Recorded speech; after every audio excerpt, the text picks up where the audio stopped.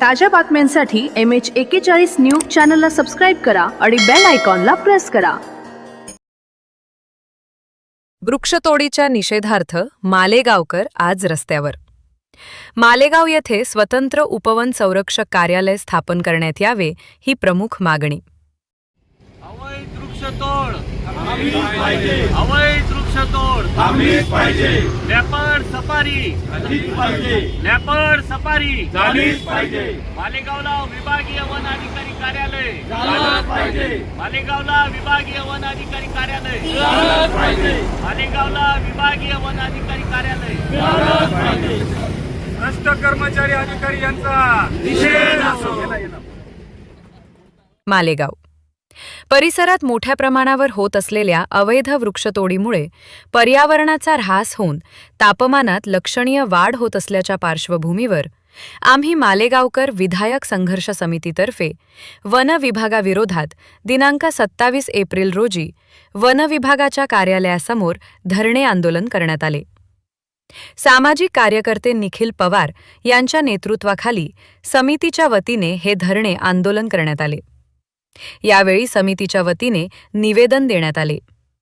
तहसीलदार विशाल सोनवणे, छावणी पोलीस स्टेशनचे पोलीस निरीक्षक दीपक जाधव, सह वनसंरक्षक शेखर तनपुरे, वन परिक्षेत्र अधिकारी गायत्री सोनवणे यांनी निवेदन स्वीकारले. मोठ्या प्रमाणावर हे लाकूड मालेगावात येतं. या विरुद्ध आवाज उठवला तर त्या गाड्या ताडपत्रीने पॅक करून अतिशय सुरक्षित अशा पद्धतीने आणण्याचा प्रयत्न सुरू झालेला आहे. याची सखोल माहिती घेतली असता काही अशाच व्यावसायिकांनी जी माहिती दिली ती चर्चा झाली आणि मालेगाव शहरात कोणतीच गोष्ट लपून राहत नाही. याचं अजून एक उदाहरण म्हणजे जी माहिती मिळाली ती अतिशय गंभीर आहे. पिकअपला 500 रुपये, 407 ला 800 रुपये, जी त्याच्या पुढची 6 टायर ट्रक असते तिला 1000 रुपये, 10 टायर ट्रकच्या साठी 1500 रुपये आणि 12 टायर ट्रक साठी 2000 रुपये हा पासिंग रेट वन विभागाच्या काही भ्रष्ट अधिकाऱ्यांकडनं वसूल केला जात आहे, कर्मचाऱ्यांकडनं वसूल केला जात आहे. अशी चर्चा ऐकायला मिळाली. किती गंभीर बाब आहे.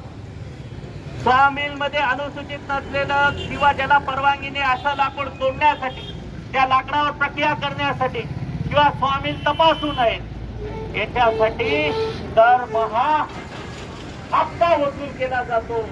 तो देखील काही हजाराचा. असं बघितलं तर वन विभाग, तसं बघितलं तर हे दुर्लक्षित विभाग. आपण सर्वजण पर्यावरण, नैसर्गिक साधन संपत्तीचं रक्षण व्हावं याची मागणी करत असतो. परंतु हे रक्षक किती भक्षक आहेत याचं उदाहरण या ठिकाणी बघायला मिळतं. अतिशय भ्रष्टाचार. मालेगावच्या इतिहासात जर सुवर्ण अक्षरांनी जर कोणतं नाव लिहायचं असेल तर ते भ्रष्टाचाराचं वन विभाग असंच नाव लिहावं लागेल असं मला या ठिकाणी प्रामुख्याने नमूद.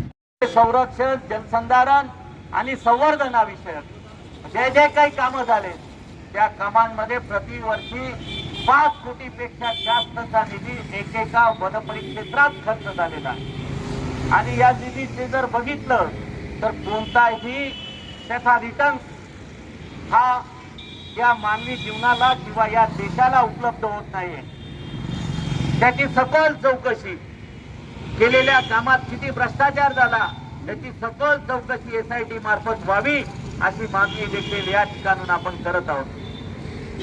मालेगावला जे ACF साहेब या ठिकाणी नियुक्त आहेत त्यांच्यावर न्यायालयीन कामकाजाचा अधिभार दिला गेलेला आहे. मालेगाव त्यांचं मूळ नियुक्तीचं ठिकाण. आठवड्यातून एकदा किंवा 2दा जास्तीत जास्त ते या ठिकाणी येतात. त्यांचं हेडक्वार्टर मालेगाव आणि त्यांचं कामकाज चालतं मुंबईच्या हायकोर्टात नाही तर नागपूरच्या हायकोर्टात. मग मालेगावच्या वन विभागाला वाली कोण असा प्रश्न या ठिकाणून मी सन्माननीय वनमंत्री आणि मालेगावच्या लोकप्रतिनिधींना विचारले. मालेगावच्या जे एकूणच वन कर्मचारी आहेत ते देखील आपल्या मूळ नियुक्तीच्या ठिकाणी असतील, आपल्या कार्यरत नसतात. बहुतांशी कर्मचारी या मुख्यालयात न राहता आपल्या नियुक्तीच्या ठिकाणी म्हणजे गाळण्याच्या ठिकाणी जर नियुक्ती असेल तर तो गाळण्याला असला पाहिजे, परंतु त्या ठिकाणी न थांबता हे कर्मचारी इतरत्र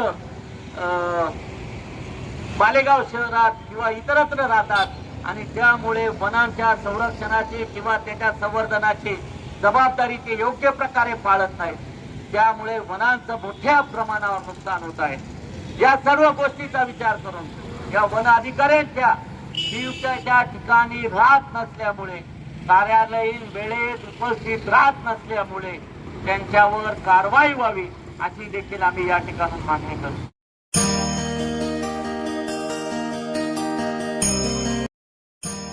ताज्या बातम्यांसाठी MH41 न्यूज चॅनलला सबस्क्राईब करा आणि बेल आयकॉनला प्रेस करा.